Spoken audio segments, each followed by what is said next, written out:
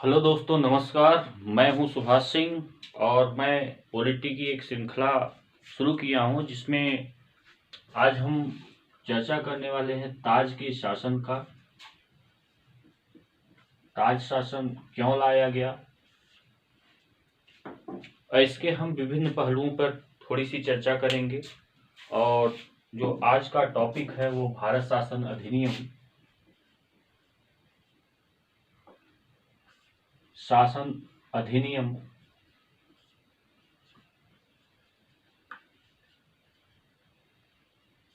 1858 ये आज का मुख्य टॉपिक है। इससे पहले हम चर्चा कर लेते हैं कि ताज शासन के कारण क्या थे। अगर हम कारण पे चर्चा करें तो पाते हैं कि 1857 का जो विद्रोह हुआ उसके कारण यहाँ की जनता काफी उग्र हुई और कंपनी के प्रति एक विरोध पैदा हुआ, जिससे 1857 की क्रांति हुई। और ब्रिटिश सरकार ने पाया कि कंपनी के गवर्नर जनरल जो थे उनकी गलत नीतियों के कारण जनता में काफ़ी रोष है और उसे समाप्त करने के लिए कानून में कुछ बदलाव किए। हालांकि यह कानून सिर्फ जनता को लुभाने के लिए था कि हम अब जो ईस्ट इंडिया कंपनी का जो शासन है वो हम ब्रिटिश की महारानी एलिजाबेथ को सौंप रहे हैं।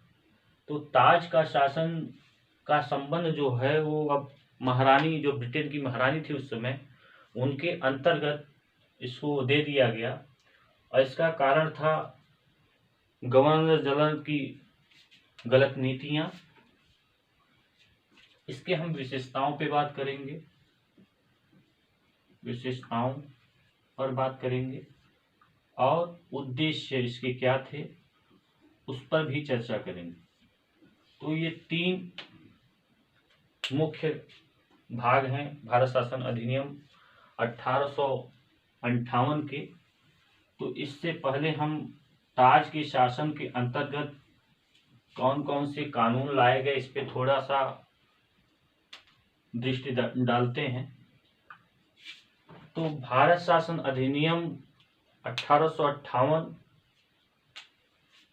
ताज के शासन अंतर्गत पहला कानून लाया गया। दूसरा जो था वो भारत परिषद अधिनियम, भारत परिषद अधिनियम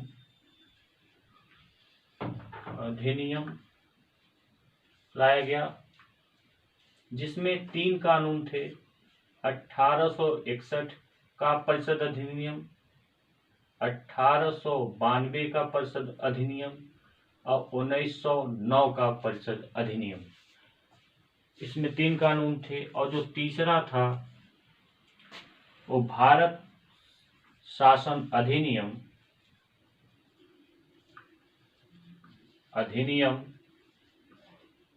1919 था। और चौथा था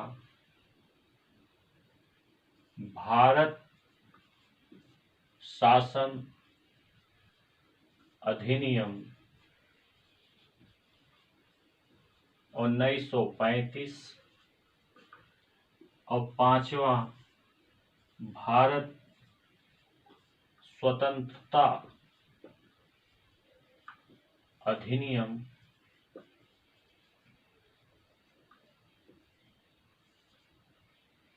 1947। ताज के अंतर्गत ये 5 अधिनियम थे जिसपे हम वन बाय वन चर्चा करेंगे। हम इस अधिनियमों को धीमे धीमे इसलिए पढ़ा रहे हैं क्योंकि सबसे टफ टॉपिक जो पॉलिटी का माना जाता हो यही माना जाता है। हालांकि आज तक इस पे पीसीएस या आईएएस मेंस में कोई प्रश्न नहीं पूछा गया, लेकिन प्री में अक्सर कोई न कोई क्वेश्चन प्री पूछ लिया जाता है। अब भारत में आयोजित कराए जाने वाली विभिन्न परीक्षाओं जैसे एसएससी, बैंक, रेलवे, अन्य परीक्षाओं में भी कोई न कोई क्वेश्चन इन अधिनियमों से जरूर रहते हैं। तो इसलिए मैं छोटे छोटे वीडियो भी बना रहा हूं ताकि आप लोगों को अच्छी तरीके से इसको आ जाए और जो कंफ्यूजन रहता है कि किस अधिनियम में क्या था, उस पर कमांड बन सके। तो भारत शासन अधिनियम 1858 की बात करते हैं तो सबसे पहले इस कानून के अंतर्गत क्या किया गया कि जो ईस्ट इंडिया कंपनी थी उसके गवर्नर क्षेत्रों से संबंधित और राजस्व, गवर्नरों, क्षेत्रों और राजस्व, ये तीनों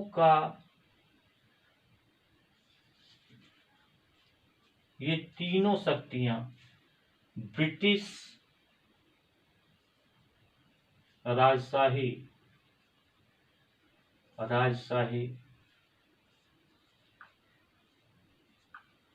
को सौंप दी गई।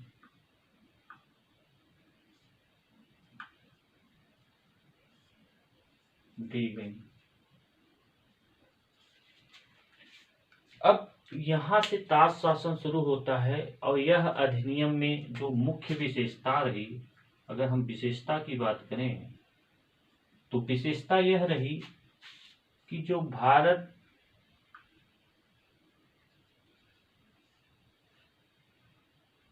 में ईस्ट इंडिया कंपनी का शासन था, यानी कंपनी का, भारत में जो कंपनी का शासन था उसे ब्रिटेन की महारानी को सौंप दिया गया। ब्रिटेन की महारानी को सौंप दिया गया।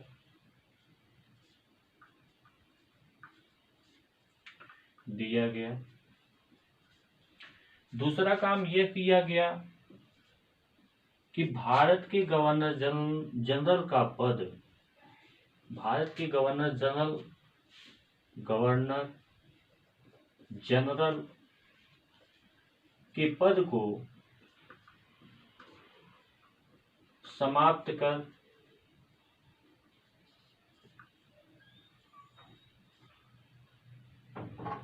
वायसराय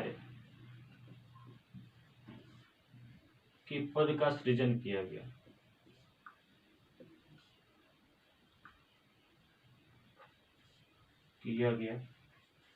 यानी जनता को दिखाने के लिए ब्रिटिश गवर्नमेंट ने क्या काम किया कि गवर्नर जनरल के पद को हटा दिया और कहा कि अब हम नए पद को ले आएंगे जिसे वायसराय कहा जाएगा, जो कि प्रशासन को देखेगा। और जो पहले वायसराय बनाए गए वो लॉर्ड कैनिंग थे। लॉर्ड कैनिंग, अजीब गरीबो नाम भी हैं इनके। लॉर्ड कैनिंग साहब को पहला गवर्नर जनरल बनाया गया, पहला वायसराय बनाया गया। और यह क्वेश्चन पूछा जाता है कि पहले वायसराय हमारे कौन थे, तो लॉर्ड कैनिंग साहब थे। उसके बाद क्या किया गया, दूसरा पॉइंट कि द्वैध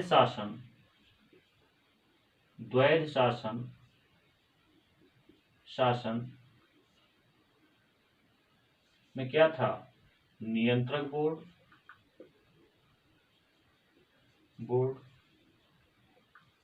जो 1784 का पिट्स इंडिया एक्ट था, वहां पे द्वैध शासन लागू किया गया था। और द्वैध शासन को क्या कर दिया गया, यहाँ पे समाप्त कर दिया गया। निदेशक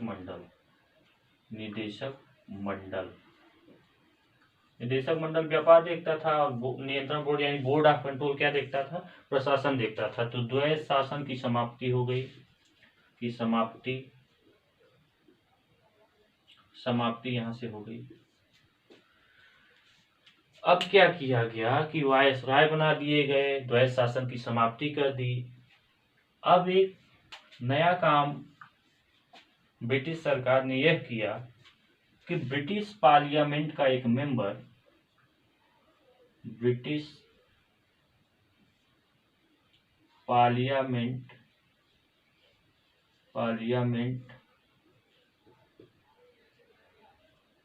के मंत्रिमंडल का एक सदस्य को भारत में सचिव के पद पर नियुक्त कर दिया।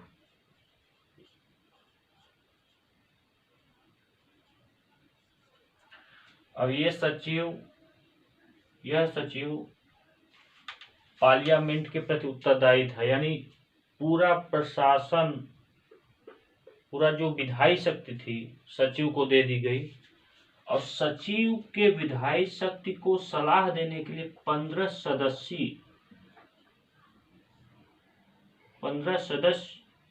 सदस्यीय एक टीम बनाई गई जो सचिव को सलाह देगी। और इसका जो 15 सदस्यीय टीम थी, इसको परिषद कहा गया। और परिषद का जो अध्यक्ष होता था वो सचिव होता था।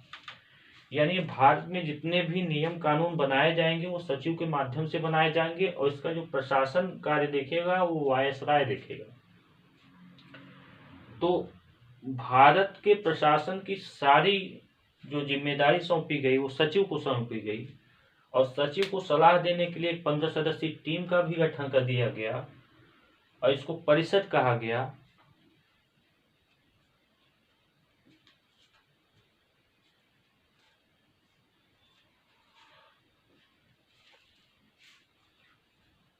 और यह सचिव जो था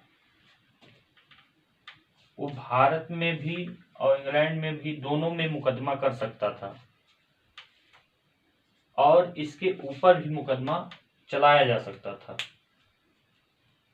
अब इसके हम उद्देश्य की बात करेंगे। इसका उद्देश्य क्या था, यानी ये जो सारे नियम कानून चेंज किए गए 1858 की भारत शासन अधिनियम में, इसका मुख्य उद्देश्य यह था कि जो मशीनरी प्रशासन था या प्रशासनिक मशीनरी कह सकते हो, जो प्रशासन था उसको बेहतर बनाया जा सके। प्रशासनिक मशीनरी थी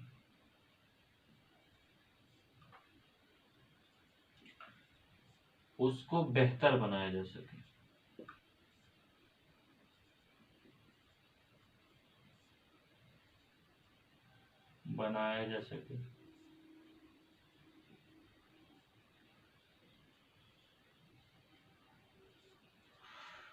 जिसका नियंत्रण ब्रिटिश सरकार के हाथ में हमेशा बना रहे, यही इसका मुख्य उद्देश्य था। और इस कानून में मुख्य विशेषताएं यही रही। अब हम जो नेक्स्ट आपको टॉपिक पढ़ाएंगे वो पढ़ाएंगे भारत परिषद अधिनियम। और यह मैं गौर इसलिए पढ़ा रहा हूँ कि ये टॉपिक बहुत टफ टॉपिक है। अक्सर कंफ्यूजन हो जाता है कि किस शासन अधिनियम में क्या क्या किया गया, तो यह चीज़ आप ध्यान देंगे। और इसमें हम मुख्य रूप से यह ध्यान देंगे, जैसे प्री में कोई क्वेश्चन आ गया कि वायसराय का पद कब सृजन किया गया, पहले वायसराय कौन से बनाए गए, द्वैध शासन की समाप्ति कब की गई, सचिव का पद कब बनाया गया। तो ये 4-5 जो फैक्ट हैं यह दिमाग में हमेशा रहने चाहिए, यहीं से क्वेश्चन पूछे जाते हैं अक्सर। और यहाँ पे यह टॉपिक समाप्त होता है। धन्यवाद। अगर आपको यह वीडियो मेरा अच्छा लगा हो तो कृपया सब्सक्राइब जरूर करें। आपका बहुत बहुत धन्यवाद।